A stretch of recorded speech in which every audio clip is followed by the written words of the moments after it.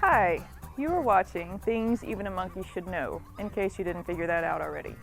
My name is Tamara, and thanks for watching today. As you know, if you've watched some of my other videos, I'm not a professional at this do-it-yourself stuff. I'm just a girl who's figured out that there are a number of things around the house and in the yard and on my cars that I can do myself that can save me some money, and now hopefully you too, because you know how to do a lot of stuff. So today I'm continuing my segment from last week, which was chainsawing some trees. So I showed you how to take trees down last week, and this week I'm going to show you how to cut up a large tree that's already laying on the ground. So this should be hopefully quick and easy. So I'm just going to do a very brief recap of the things that you'll need. These are all that I will need, is an electric chainsaw. That's what I have, went over that last week. And of course, if you have an electric chainsaw, you also will need an extension cord. You will need to make sure that you have bar and chain oil that is appropriate for your chainsaw, and you will need to make sure that you put it in said chainsaw. My chainsaw, being electric, is not very loud, so I do not have hearing protection. However, I do have safety glasses, something you always want, and I have work gloves, and that should be about all I need today. Oh, I do have a hand truck too, because these logs that I'm going to be cutting are pretty big, and I am not going to muscle those all the way down to my burn pile. Sorry. So just a couple of things to recap again. If you recall from last week, your chainsaw has a trigger that allows it to run. You must be pressing down this button, the secondary button. Even the gas chainsaws have this too, and in order for it to run. Of course, mine is not plugged in at the moment. You also have a chain brake to keep you from cutting yourself open. If it is pulled forward, your chainsaw will not run. You must pull it backward toward you so that your chainsaw will indeed go. So let's get started on this. So I was just kicking around on this tree, and as it turns out, it is incredibly rotten. It has been here about 3 years.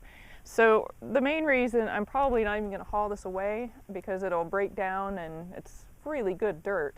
But the main reason that I'm going to go ahead and finish cutting this down is because it will save me the aggravation of people who visit my house for the first time saying, "Hey, did you know you have a tree down in your front?" And I have to say, "Yeah, you mean that one that's already been half hauled away?" So this will save that.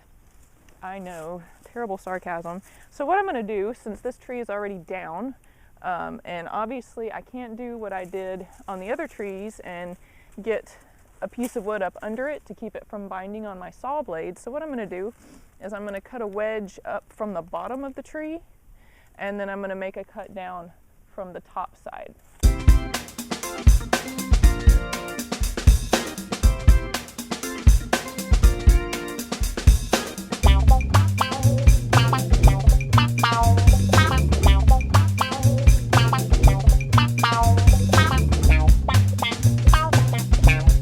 Anytime you walk around with your chainsaw, always make sure your chain brake is on so you don't accidentally turn it on.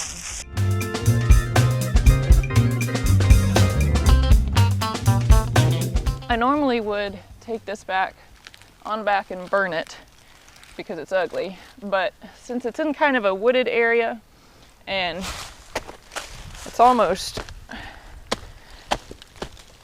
dirt anyways, I've decided just to let nature reclaim its own, because it'll probably be gone within another year. And you know, if you can let stuff break down, so much the better for the landscape. Well, so once again, that was way easier than anybody might have thought. So I just want to recap again. If you saw the way that tree was angled, since part of it was still caught on the old stump, it was angled down. So I made a notch in the bottom underneath it, and then I made a second notch on the top, and that caused the tree to be able to go ahead and crack and fall to the ground without catching my the blade, the bar on my saw.